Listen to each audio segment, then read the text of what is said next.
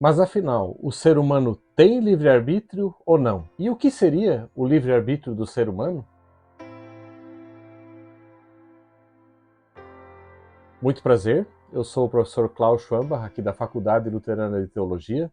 Sou um dos professores na área de Teologia Sistemática e Confessionalidade Luterana e eu quero falar sobre esse tema para você numa perspectiva justamente da confissão luterana. Antes de começarmos essa aula, peço que você dê o seu joinha aqui e se inscreva no canal da FLT, beleza? Vamos começar a falar sobre a questão do livre-arbítrio e a gente quer falar hoje sobre a perspectiva da tradição confessional luterana, né? A questão do livre-arbítrio do ser humano, da vontade humana, normalmente ela está localizada dentro da temática maior da antropologia, que é a visão bíblica cristã do ser humano, né? A vontade do ser humano é uma dimensão que faz parte do seu ser. Deus criou o ser humano como um ser que tem vontade como uma dimensão dele. Então é um ser que foi criado para liberdade e responsabilidade. Ele é criado por Deus à sua imagem para responder perante a Deus e viver perante Ele dentro dessa liberdade e responsabilidade, fazendo uso da sua razão e da sua vontade com a qual ele foi dotado. E aí vem a grande questão. Como é que a gente tem que entender essa questão da vontade humana? E para responder essa pergunta, eu vou começar citando aqui e lendo com você, interpretando com você, um artigo da Confissão de Augsburgo, que é um dos escritos confessionais da Igreja Luterana Mundial, né? A Confissão de Augsburgo, talvez até a gente poderia dizer que ela é o mais importante escrito confessional luterano, e lá tem o artigo 18, e ele trata justamente da questão do livre-arbítrio. É bem importante para começar, antes até de eu ler, que você distinga na sua cabeça uma coisa é quando a gente fala só do arbítrio ou da vontade humana. Quando a gente está dizendo livre, a gente está falando que a vontade pode ser livre ou não.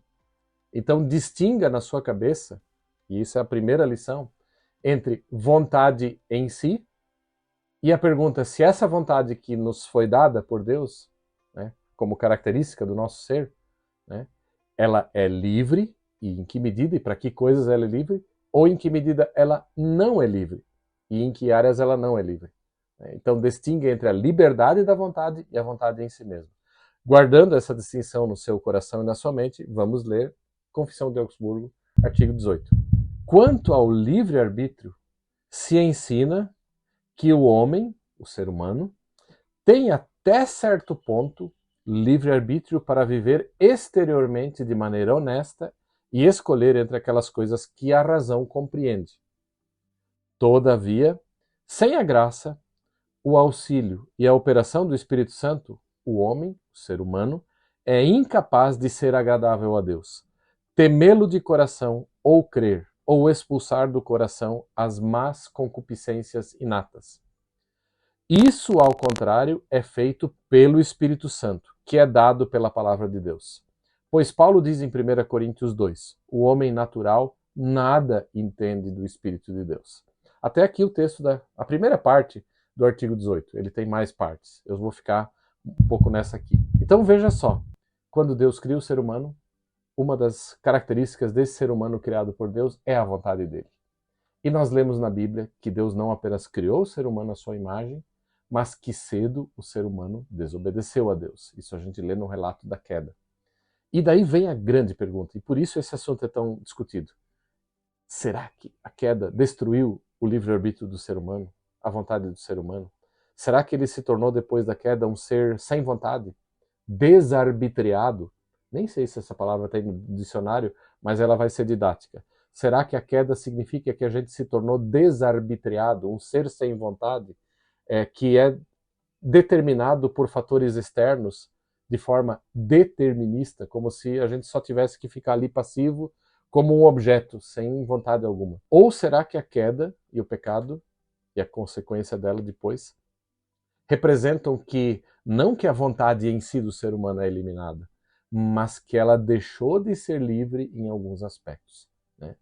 E os reformadores, eles mostram bem claro, né? O ser humano, como uma criatura criada por Deus, naturalmente criado por Deus, ele foi dotado com vontade, né? Aliás, a primeira fala de Deus na Bíblia, lá em Gênesis 2,17, é: de toda árvore do jardim você pode comer, apenas não daquela do conhecimento do bem e do mal. Desta não comerás. O ser humano que foi dotado com liberdade, ele é colocado dentro de uma liberdade muito grande. A primeira palavra de Deus para o ser humano é liberdade. A gente é colocado numa liberdade imensa de administrar o mundo que Deus nos deu por ter nos criado à sua imagem. Mas daí, na limitação e no pedido de não comer da árvore do conhecimento do bem e do mal, também tem a responsabilidade, porque é colocado um limite que faz de nós seres responsáveis perante Deus, que fez dos seres humanos originais responsáveis perante Ele, livres e responsáveis. Aí acontece a queda, você sabe, o ser humano desobedece. E qual é a consequência? E aqui a Confissão de Augsburgo responde. E ela é uma resposta à tradição católica que dizia que, após a queda, o ser humano tem ainda bastante liberdade. Ela ficou limitada, mas também nas questões de salvação. A vontade humana consegue contribuir com a salvação. Né? Nas áreas da vida terrena, a tradição católica dizia que restou bastante vontade, embora afetada pelo pecado, limitada. Mas também na área da salvação, se a gente quer ou não quer a salvação, se afirmava, por exemplo, Erasmo de Roterdã afirmava que o ser humano tem que ter uma certa porção de liberdade e de vontade para poder querer ou não querer a salvação. Então também em nível de escolha, se eu quero ou não quero aceitar a salvação que Deus oferece, ficou um pouco de vontade. Os confessores da Confissão de Augsburgo, eles dizem que nas coisas exteriores, tudo aquilo que é relativo a esse mundo, o ser humano, sim, mesmo depois da queda, ele continua tendo vontade livre até certo ponto. Perceba que ele nunca perde a vontade, ele nunca deixa de ser um ser arbitriado. Tudo o que o ser humano faz antes e também depois da queda, e nós até hoje, a vontade está envolvida. Nós não existimos sem a nossa vontade.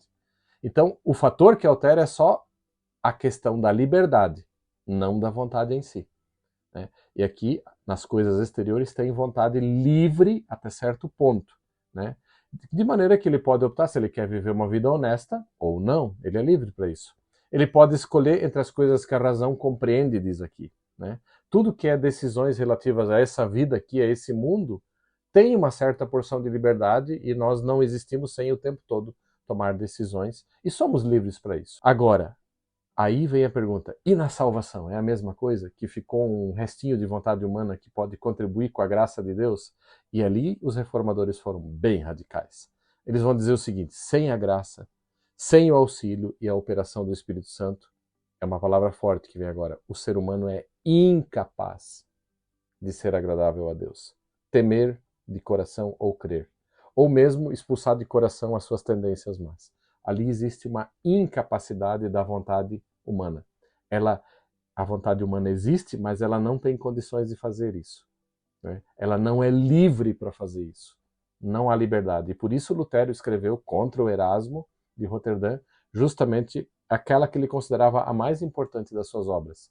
Em latim, De Servo Arbitrio. Em português, Da Vontade Cativa. Um livro que você precisa ler. É onde ele justamente combate a teologia do Erasmo. E Lutero vai afirmar lá, o pecado afetou a pessoa de tal maneira, corrompeu o ser humano integralmente de tal maneira, que após a queda, a vontade não é mais livre para decidir se ela quer ou não quer Deus. Se de fora não vier o agir de Deus, o ser humano nunca de si mesmo tomará uma iniciativa a partir da sua liberdade de vir em direção a Deus, nas coisas espirituais. E a base bíblica que se aponta aqui é 1 Coríntios 2, 14, que o homem natural nada entende das coisas do Espírito de Deus. E para ilustrar, nesse próximo slide, eles citam aqui o Melanchthon, que escreve a Confissão de Augsburgo, ele cita aqui uma citação que ele atribui a Agostinho. Confessamos que em todos os homens há um livre-arbítrio, pois todos têm entendimento e razão naturais, inatos, quer dizer, a pessoa já nasce com isso e não perde. Não no sentido de que sejam capazes de algo no que concerne a Deus. Como, por exemplo, amar e temer a Deus de coração. Isso é depois da queda, a nossa iniciativa e liberdade não funciona para isso. Né? Somente em obras externas dessa vida tem liberdade para escolher coisas boas e más. E aí vem exemplos. Por obras boas, entendo as de que é capaz a natureza. tais como trabalhar ou não no campo, comer, beber, visitar ou não um amigo. Eu posso decidir se eu quero visitar alguém ou não. Vestir-se ou despir-se. Edificar, tomar esposa ou não casar. Né? Dedicar-se a um ofício ou fazer alguma outra coisa proveitosa e boa. Nessas áreas da vida terrena, você pode tomar qualquer decisão a qualquer momento. Posso decidir se eu quero comer ou beber ou não. Né? Me vestir ou tirar roupa ou não. E assim vai. Né? Tudo isso, entretanto, não é nem subsiste sem Deus. Isso é muito interessante. Como seres humanos, nós só existimos pela força que Deus nos dá para existir, porque Ele nos mantém vivos. Né? Seja na adesão e em fé a Ele ou na contradição a Ele. Mesmo quem vive na contradição contra Ele, ele vive de uma energia vital que lhe é dada pelo Criador Deus. É Deus quem mantém ele vivo. Né? Por isso que eles escrevem aqui, tudo isso, entretanto, não é nem subsiste sem Deus. Ao contrário, dele por ele são todas as coisas. Né? Por outro lado, pode o homem também praticar por escolha própria o mal, né? Como, por exemplo, ajoelhar-se diante de um ídolo, cometer homicídio, etc. Então, até aqui a citação atribuída a Agostinho. Até aqui a Confissão de Augsburgo. E agora eu quero ver se você me acompanha ainda num outro escrito confessional luterano, que é a Fórmula de Concórdia. Depois da morte do Lutero, né, houve muitas controvérsias entre os teólogos luteranos, justo sobre a questão do livre-arbítrio. E se o arbítrio humano, a vontade humana, pode ou não contribuir para a salvação. A principal razão dessas controvérsias reside no seguinte: enquanto Lutero dizia muito claro que a causa da salvação é a palavra de Deus que é pregada e o agir do Espírito Santo, né? E enquanto Melanchthon, até o ano de 1535, concordava com Lutero nessa tese, né? E a Confissão de Augsburgo é um reflexo disso, porque foi ele que escreveu, né?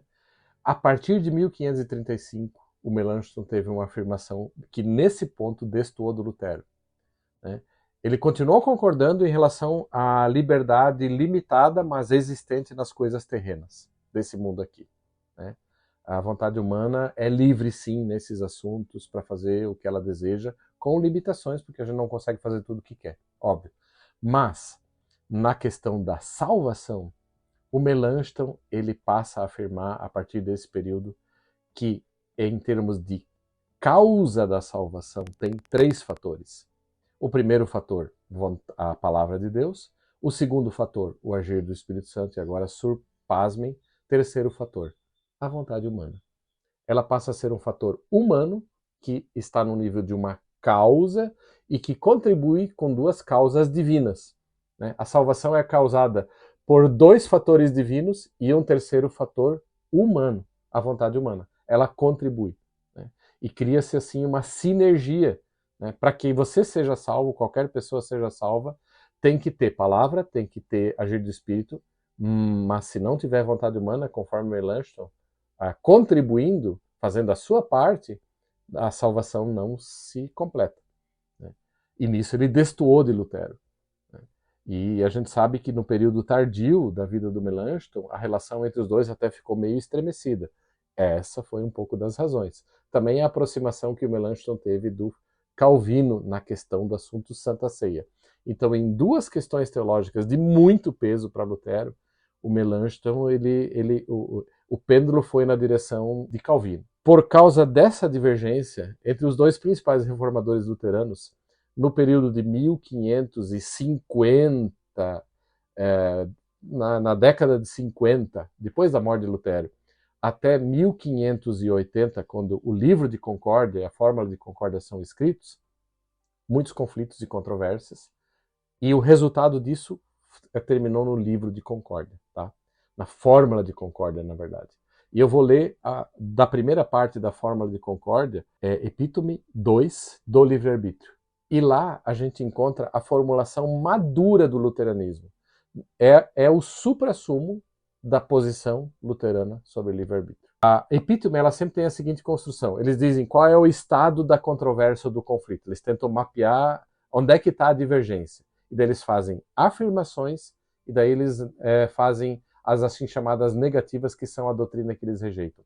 Eu vou me focar só na questão que estava em controvérsia e nas afirmações que os reformadores fizeram, tá? Essa geração.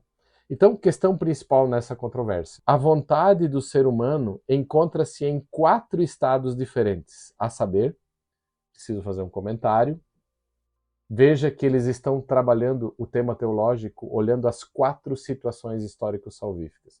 Se você quer ser um bom teólogo sistemático, segredo, o luteranismo te ensina o seguinte: aprenda a articular cada assunto da teologia, distinguindo entre criação, queda, redenção e consumação.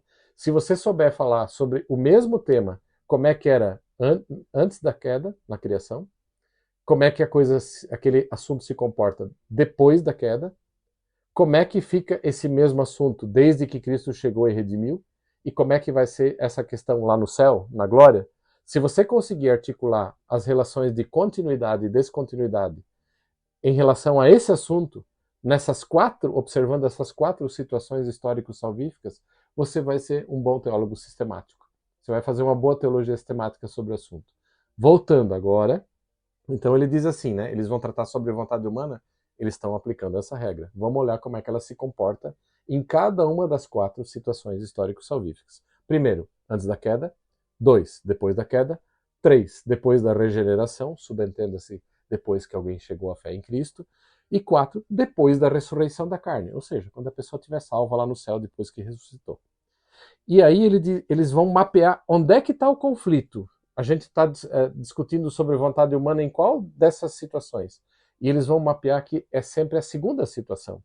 O conflito diz respeito à vontade humana apenas em relação ao tópico 2, como é que fica ela depois da queda e antes da regeneração. Por isso, acompanha o texto, a questão principal diz respeito apenas, não tudo, apenas, né, a vontade e a capacidade do ser humano no segundo estado. Que forças possui de si mesmo em coisas espirituais? Está ficando claro que eles querem saber só a questão da como é que fica a vontade humana em relação à salvação. Eles não estão perguntando como é que ela fica em assuntos da vida terrena, só em relação à salvação. Né? Que forças possui de si mesmo em coisas espirituais depois da queda dos primeiros pais e antes da regeneração? Tem ele, o ser humano, a capacidade de dispor-se e preparar-se com as suas próprias forças antes de regenerado pelo Espírito de Deus para a graça de Deus e de aceitar ou de não aceitar a graça oferecida por meio do Espírito Santo na palavra e nos santos sacramentos? Essa é a questão. Aqui eles mapearam a pergunta. Didaticamente é fantástico estudar a epítome, porque eles mapeiam o problema, deixam ele bem delimitado e em cima disso eles dão as respostas. E eu só vou me focar agora nas teses afirmativas. E tem 3 grandes teses. Então a primeira, né, quanto a isso, né, e aqui está a posição luterana sobre esse assunto, quanto a isso, nossa doutrina, fé e confissão são no sentido de que o entendimento e a razão do ser humano são cegos em coisas espirituais e nada entendem com as suas próprias forças. Como está escrito, veja que eles estão apontando para uma base bíblica. Não é só uma base teológica sem embasamento bíblico. Tem uma base bíblica robusta que é apresentada aqui, que é base da confissão. A confissão não quer ser uma teologia sem base bíblica. Ela quer estar construída em cima do fundamento da Escritura Sagrada. Né? E aqui é uma base robusta, teologia do apóstolo Paulo aqui, justo de 1 Coríntios 2,14, né? Que na verdade também já é a palavra bíblica mencionada lá na Confissão de Augsburgo, muito interessante. Né? Ora, o homem natural não aceita as coisas do Espírito de Deus, porque lhes são loucura, e não pode entendê-las. 1 Coríntios 2,14. Né? Não pode entendê-las quando é examinado a respeito de coisas espirituais. Então a primeira resposta que a Reforma dá, né, na sua posição madura aqui da Epítome 2, sobre o livre-arbítrio, em assuntos de salvação, a gente está seguindo a teologia do apóstolo Paulo e da Escritura, que dizem que o ser humano natural, que nasceu depois da queda, né, ele permanece fechado para Deus, ele não aceita as coisas do Espírito de Deus.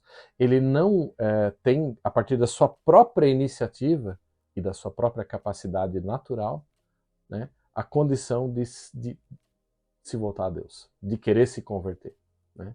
De querer viver com Deus. Tem que vir alguma coisa de fora para mudar, né, esse cenário. Por isso o ser humano é cego, né? Há o uso da palavra cego aqui em coisas espirituais e nada entendem com forças próprias, né? Então existe uma cegueira e existe um entendimento que não funciona para essas coisas espirituais, né? Então é a primeira resposta. Segunda resposta, segunda tese. Cremos, ensinamos e confessamos também que a vontade humana irregenerada, então aquela que ainda não passou por um processo de fé em Cristo, né? Essa vontade humana irregenerada do ser humano não só está afastada de Deus, mas também se tornou inimiga de Deus, de modo que só deseja e quer o mal, e que se opõe a Deus, conforme está escrito. Novamente uma base bíblica, agora de Gênesis, lá da história dos primórdios. Porque é mau o desígnio íntimo do ser humano desde a sua mocidade. Já o Gênesis está constatando que essa é a realidade humana pós-lapsária, pós-queda, pós-lapso. Né? Pós-lapsária é um termo técnico da teologia, né? Para dizer depois da queda. Sim, tão pouco como um corpo. Presta atenção nessa metáfora. Eu acho ela fantástica. Saca só. Tão pouco como um corpo morto. É um defunto. Né? Um corpo morto pode vivificar a si mesmo para a vida corpórea terrestre, tampouco o ser humano que, pelo pecado, está espiritualmente morto, pode erguer-se a si mesmo para a vida espiritual. Né? E daí eles vão apontar de novo para uma base bíblica, conforme está escrito, e estando nós mortos em nossas transgressões, deu-nos vida juntamente com Cristo. Efésios 2, 5. Por isso, não somos por nós mesmos, mais uma citação bíblica, capazes de pensar alguma coisa como se partisse de nós. Pelo contrário, a nossa capacidade vem de Deus. Então aqui a Reforma diz, nessa sua posição madura, muito claro. O ser humano, em termos de capacidade de ter iniciativa própria e vontade livre para converter-se a Deus, não tem. É como um defunto. O defunto não tem condição de se arrancar do seu estado de morto e de se auto-ressuscitar. Assim, uma pessoa que está espiritualmente morta, ela também não consegue se vivificar a partir da livre iniciativa da sua vontade. Não existe condições para isso. Assim como um defunto não levanta de si mesmo, assim uma pessoa que vive longe de Deus, morta em seus pecados, é parecida com esse defunto. Ou seja, se Deus não agir de fora e fizer algo nesse ser humano morto em seus delitos e pecados, não haverá vida. Né? Assim como o morto não vai se auto-ressuscitar, o defunto. Guardou esse ensino? Agora vamos para o terceiro tópico, para a terceira grande tese da epítome sobre o livre-arbítrio. Né? No entanto, Deus Espírito Santo não opera a conversão sem meios, mas vale-se para isso da pregação e da audição da palavra de Deus, como está escrito em Romanos 1,16. O evangelho é poder de Deus para salvar. Então eles estão indicando aqui de uma forma muito clara o que teria condições de reverter a situação do ser humano.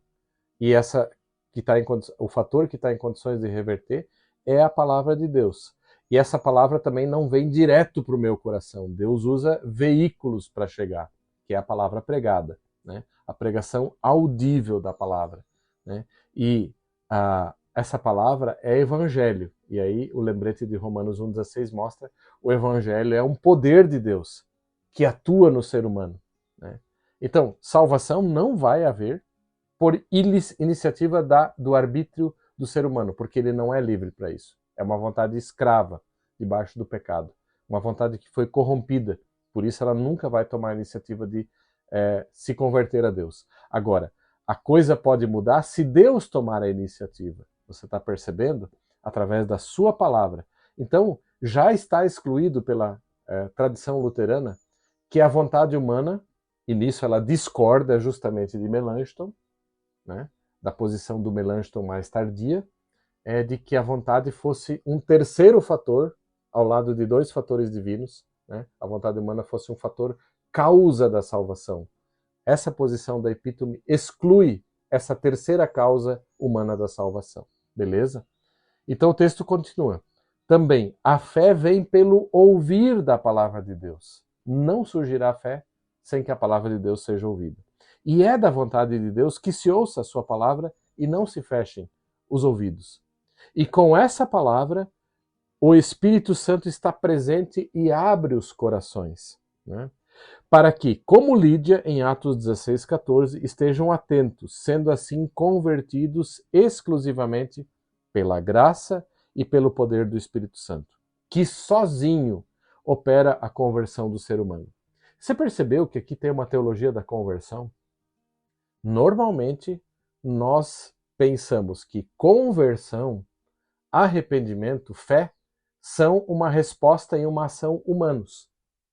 Às vezes a gente também fala que o ser humano está tomando, na questão da salvação, uma decisão da sua vontade.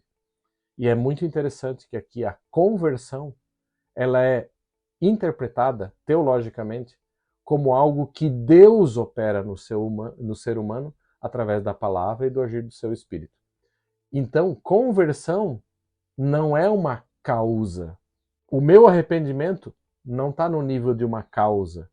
Uma decisão que, porventura, você e eu tomamos por Cristo numa evangelização, quando a palavra é pregada, né? A gente, mas eu tomei uma decisão, a gente diz. Né? Como é que a gente teria que entender isso à luz da confissão aqui? Isso não pode ser colocado no nível de uma causa. Isso já sempre faz parte das consequências do agir de Deus, que é prévio, que vem antes. Né? Então, tudo que você pode achar de palavras que descrevem um eventual meu papel ativo na salvação, onde eu estou ativo e não estou com a minha vontade desligada, né? Isso até a gente tem que falar. Existe uma conversão, existe um arrependimento, existe a fé, existe, pode-se dizer até uma decisão. Mas na ótica da confissão luterana, jamais em nível de uma causa. E sim, sempre e tão somente e exclusivamente, para não deixar dúvida, é no nível dos efeitos. Né? Deus tem que agir primeiro. Disso resulta uma conversão. Deus tem que agir primeiro por sua palavra e por seu Espírito. A partir disso e pressupondo isso, eu me arrependo. A partir disso, eu também, como consequência, passo a crer. Então, a fé não é uma coisa que brota de mim, mas que Deus cria em mim pela palavra e pelo Espírito. Se você ainda quer falar de uma decisão humana, já que o ser humano não fica com a sua vontade desligada e suprimida nesse processo, você até poderia ir tão longe e dizer a vontade humana também, se ela está ativa e não desligada ali, ela jamais pode ser colocada em nível de causa. Assim como arrependimento, conversão, fé são consequências de um agir de Deus, um milagre que Deus opera em nós, qualquer decisão que porventura o ser humano tomar, acolhendo esse evangelho ou não, não pode ser causa, sempre será uma consequência. Por isso que a gente é radical e a reforma é radical no sentido de dizer a salvação é graça, é agir de Deus e não tem mérito humano nenhum. Né? O ser humano permanece passivo e em todas aquelas dimensões existenciais onde aparentemente nós somos ativos no processo, onde a gente tem subjetivamente a impressão que a gente está contribuindo no processo, né? E existem essas dimensões de percepção subjetiva nossa, né? A nossa percepção psicológica do processo, a Bíblia e a confissão luterana dizem: interprete teologicamente esses aspectos onde você pensa que está ativo, nunca no nível da causa, mas sempre no nível da consequência. Daí está certo. Né? Porque não é assim que Deus também nos trata como robôs, ou que nós sejamos marionetes. Né? Ele nos trata como seres livres e responsáveis também aqui, mas ele não nos atropela, nós não somos um objeto no processo de salvação. Mas tem que saber distinguir bem certo entre a causa, que é somente dupla. Palavra, pode-se acrescentar o sacramento junto, né? Mas palavra e agir do Espírito Santo. Isso são os dois fatores de causa da salvação. E a consequência é tudo o que acontece em nós como decorrência posterior de um agir de Deus que veio antes. Então, ali é que a gente pode falar da conversão. Ali é que a gente pode falar de arrependimento. Ali é que a gente pode falar de fé. Ali é que a gente pode falar até de uma decisão, se você quiser. Né? Eu tomei uma decisão, eu não tenho como negar, eu parei para pensar, né? Você disse. Isso é consequência. Beleza? Se a gente interpretar assim, a gente está indo na direção da confissão. E eu só termino de ler aqui o artigo e já termino a minha abordagem aqui. Pois, né, para arrematar o assunto, sem a sua graça, graça de Deus, o nosso, citação, querer e correr, é uma alusão a Romanos 9,16, o nosso plantar, semear e regar nada são se ele não der o crescimento. Então, tem um querer e correr nosso? Tem, mas ele não é causa, ele já é efeito. Tem um plantar, semear e regar nosso? Tem, não é negado, mas é consequência. Se ele não der o crescimento, se ele não agir primeiro, nada rola. Né? Como diz Cristo, sem mim vocês não podem fazer nada. João 15,5. Com essas breves palavras, nega os poderes ao livre-arbítrio, né, e atribui tudo à graça de Deus, para que ninguém se glorie diante de Deus. 1 Coríntios 9,16. Espero que você tenha percebido também quantas passagens bíblicas são mencionadas aqui.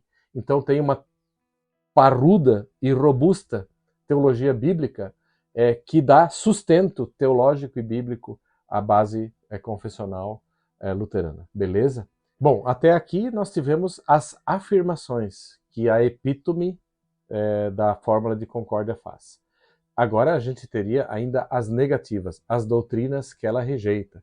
Ela vai se posicionar contra os pelagianos, contra os semi-pelagianos, bem importantes para os dias de hoje, para você que gosta de curtir esses assuntos, pensando qual é a distinção entre a posição luterana da mais calvinista, da arminiana, essas negativas elas vão, na verdade, abranger esses assuntos, porque ali a posição luterana vai ser balizada contra os extremos doutrinários opostos a ela. E se você quer acesso a esse conteúdo, entra aqui no grupo do nosso WhatsApp. Para poder acessar esse conteúdo, você vai encontrar as negativas lá, esse material você encontra lá. Faça parte do grupo, entra lá.